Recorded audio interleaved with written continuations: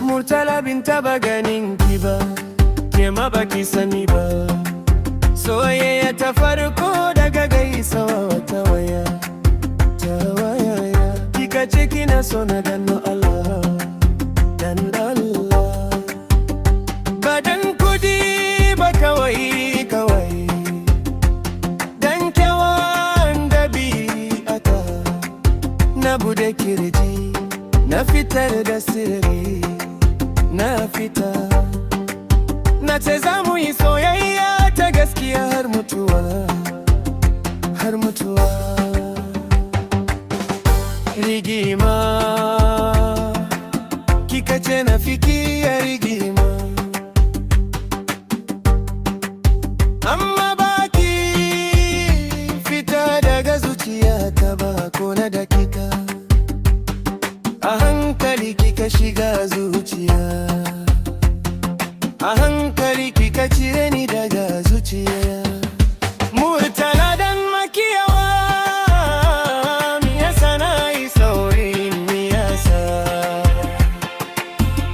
me yasa na bata lokaci na wurinki.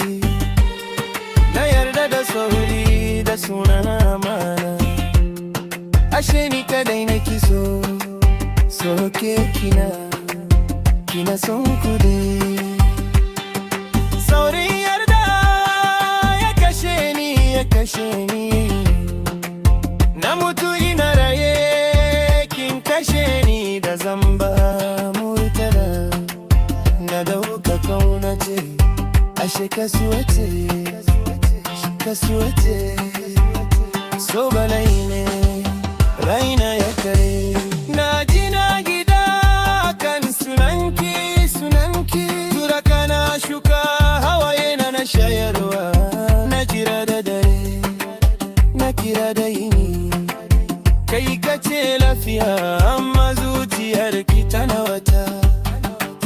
Yau kin cire ruwa, kin shuka wani wanda ya fi ni a cikin aljihi, ba cikin zuciya, ba zuciya. Zan faɗi duk abin da kika min ba, kin ɗauki sunana da soyayyata, kin je kin sayar ga wanda ya fi ni. Amma ki sani fin biya soyayya ba. Ga sako zuwa mahaifiyarki, ki fada mita cewa ita nagarta bata da farashe, amma yarki ta sa mata faraitita.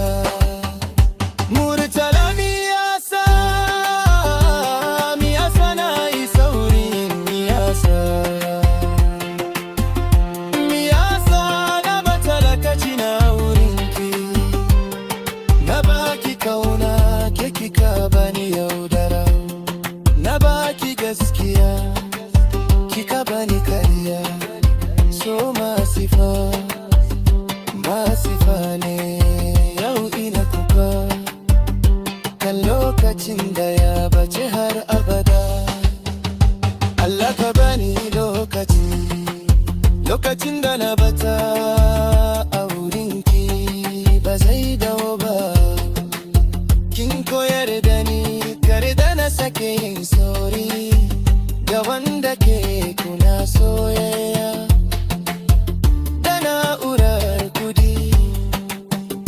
So balai, masifa balai ne.